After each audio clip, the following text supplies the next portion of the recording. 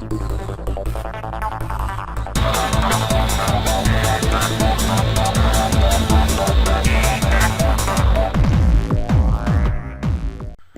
pessoal, vamos seguir aqui com a nossa tarefa de elaboração do nosso manual do usuário em vídeo do nosso sistema Gemax.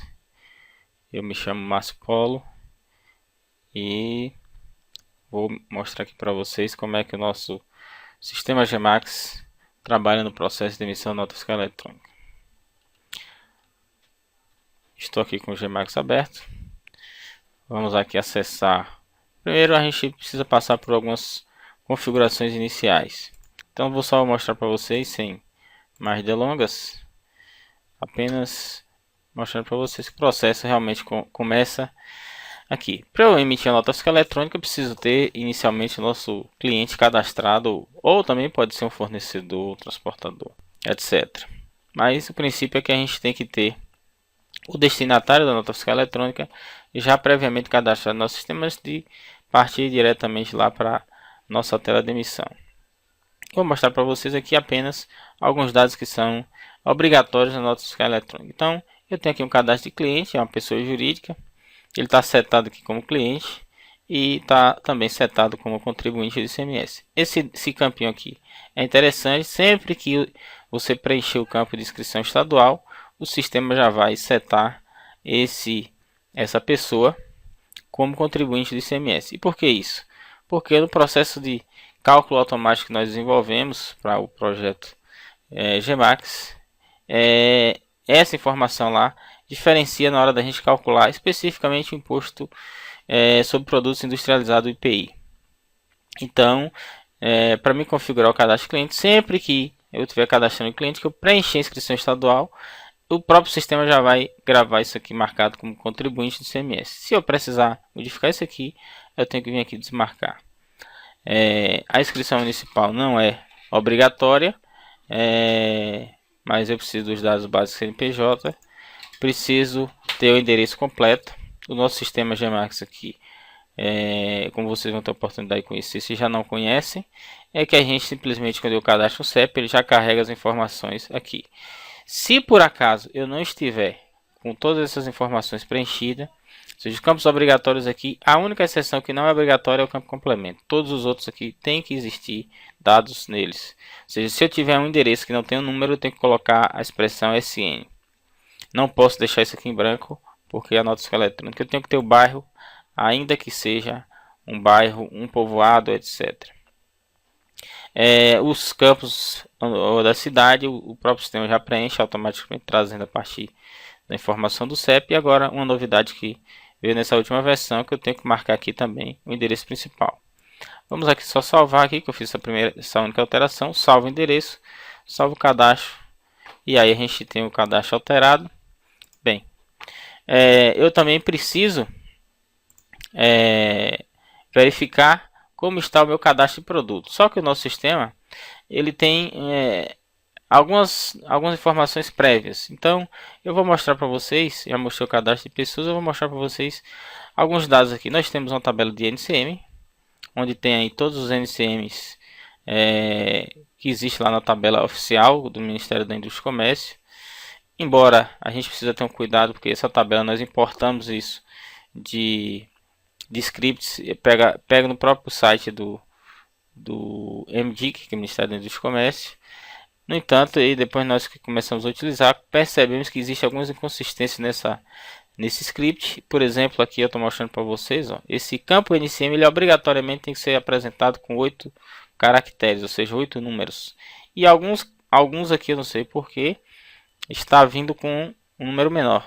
Então, quando a gente for cadastrar aqui, formos pesquisar o NCM, o sistema já está preparado para lhe avisar se por acaso esse NCM tiver diferente de 8 dígitos.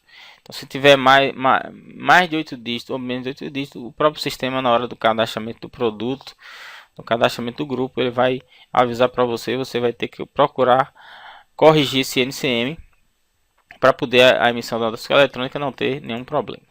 Bem, uma outra tabela auxiliar aqui do processo de nota fiscal eletrônica é a tabela de ICMS. Vamos aqui mandar clicar para mostrar todos. E aí eu tenho 10 configurações de CMS. Essas configurações de CMS é muito interessante porque ela vai lhe dar uma série de informações para a gente poder cadastrar os nossos produtos. Então, inicialmente aqui você veja, aparece que o primeiro campo é o CFOP. Eu vou mostrar para vocês em um outro vídeo separado o objetivo, que é o CFOP. É Código Fiscal de Operações e Prestações. Isso foi criado lá em 1976 com um ajuste CNF número 1 de 76. Isso foi criado, essa tabela antes chamada de CFO. Inicialmente os códigos eram apenas 3 números. Hoje, depois de várias alterações nessa tabela, inserção de novos códigos, novas situações, hoje elas teve a necessidade de ampliar, são 4 dígitos a codificação do CFOP.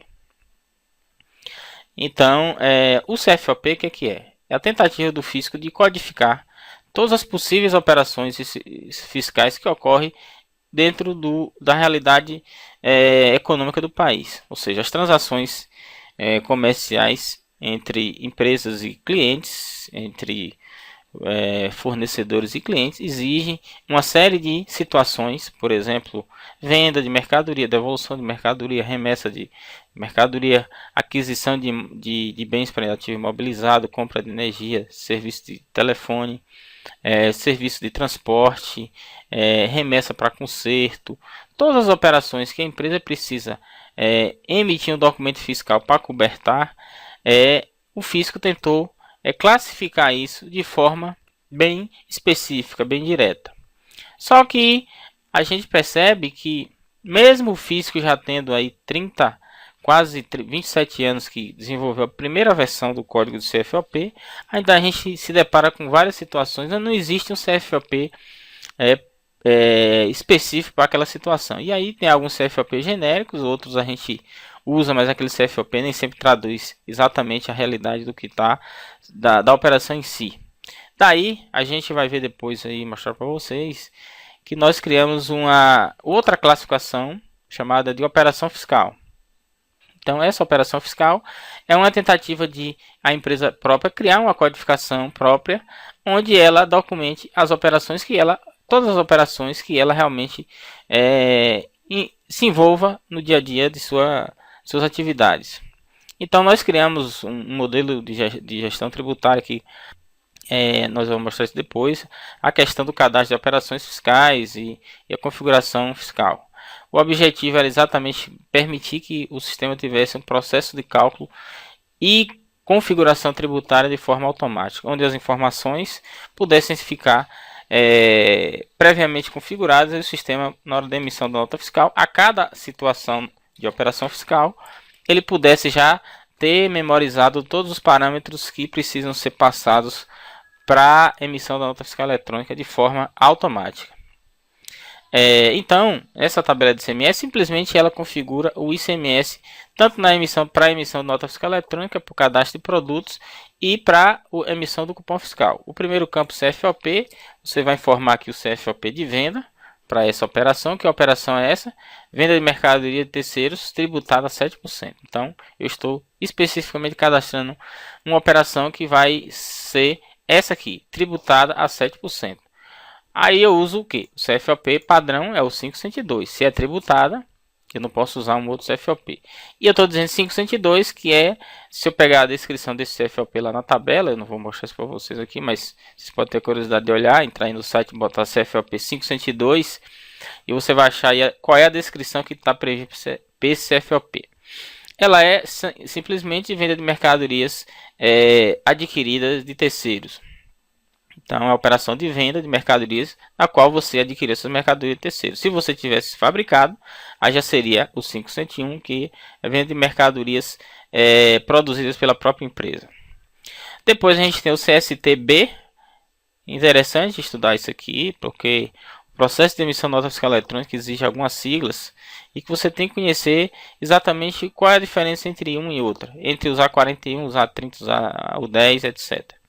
O CSTB é uma tabela chamada CST-ICMS, que também foi definida aí num desses ajustes CNF lá que vem já de muito tempo. No entanto, aí para a gente não perder muito tempo nesse vídeo, eu não vou explicar. Aqui está dizendo 41. 41 é o CST que diz que é operação não tributada. Ou seja, a gente já vê aqui que esse cadastro aqui já não está correto. No entanto, por que foi colocado assim? Eu estou dizendo aqui que a venda é tributada a 7%, e no entanto aqui eu estou colocando um CST, no qual a descrição é operação não tributada. Normalmente a gente coloca isso aqui para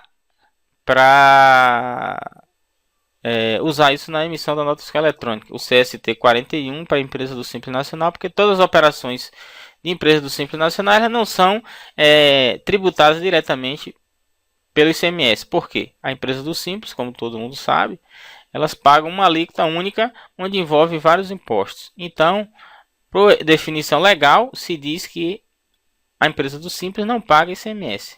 Ela não paga diretamente.